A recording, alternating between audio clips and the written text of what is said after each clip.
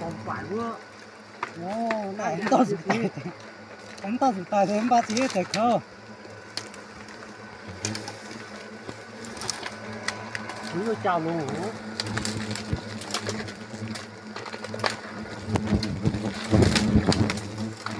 Nó có chót rồi nó.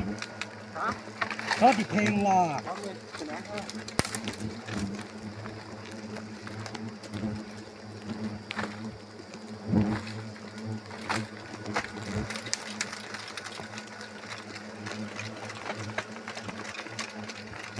Ủa đi anh chỉ thông thêm.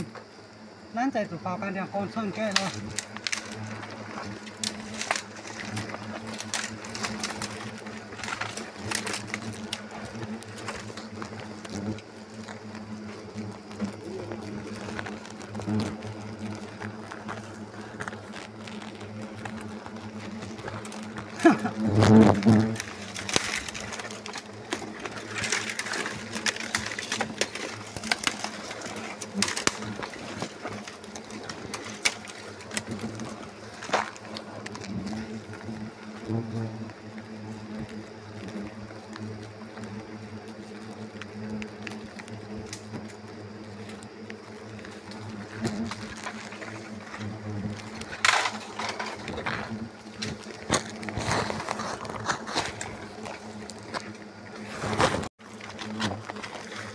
Ta giảm nhiều bữa tha luôn.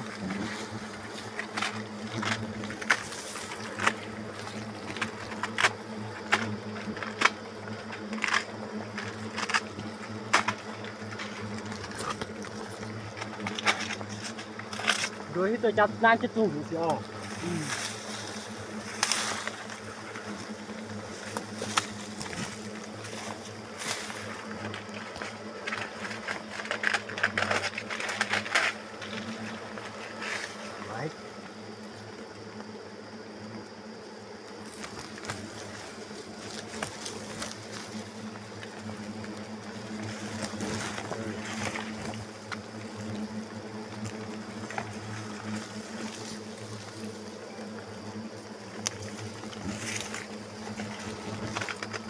Đang cái quả nhá.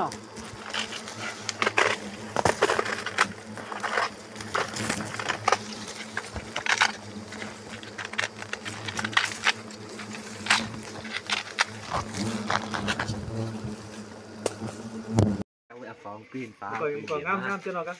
Giờ phải à?